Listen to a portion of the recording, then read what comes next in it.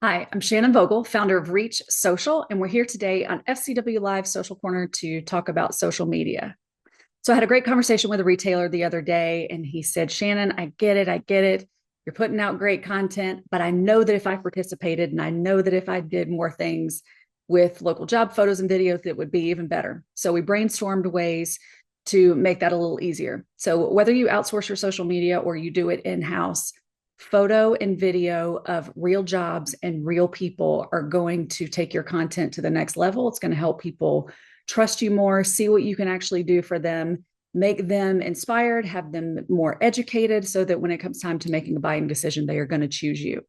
So everyone rolls their eyes at this point and it's like, yeah, but who am I going to get to do that? So we're going to talk about a couple different ways to do that. If you have installers that you can get to take a picture of the job when they first get there, that will be your before picture. We'll talk about after pictures in a minute. If your installers can take the after pictures, that's great. But a lot of times when they finish, then, the knickknacks aren't put back on the counter, on the fireplace, or on the bookshelf, and it doesn't look quite complete. So installers are one avenue to get photos. And if you're not getting good photos from your installers, just tell them 3 tips to help get better pictures. My favorite tip would be to please move the tools out of the photo before you take the photo, and it'll make for a better picture. Although there are tools right now that you can use on phones and on software that you can erase items, but it's an easy thing to do right out of the gate.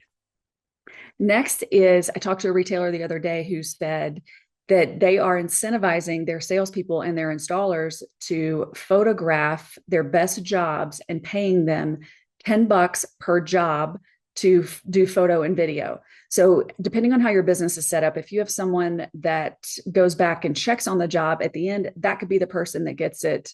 The after photo, we talked about the installer. In a minute, we'll talk about getting the homeowner involved.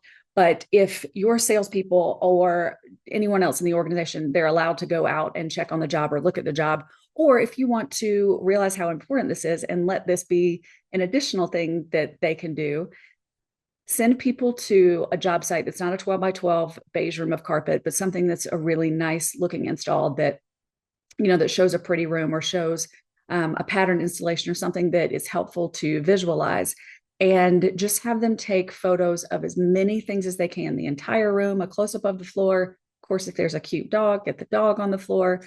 But you can also have them just walk through if they're, maybe not good at photography yet, to walk through and shoot video. And then you can grab stills from those videos. Okay, so just to recap, we've talked about installers, we've talked about salespeople.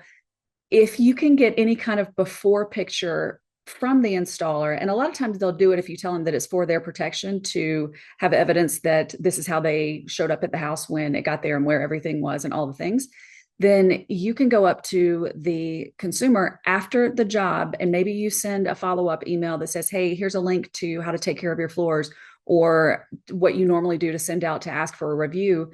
You can also include, hey, we would love it if when you get everything put back together in the house, we would love a picture to put on our website and put on our social. And most people that hear that think, oh, they like my project enough that they're going to put it on their website and put it on their social. I'd like to see that. So then they're going to go check out your website. Then they're going to tell their friends. Then they're going to check out your social. They're going to follow your social and then show all their friends that you have put them on your social media. So it's a win-win-win. But you always have the option to go back to the consumer and tell them that you think their project looks good enough to put on your website.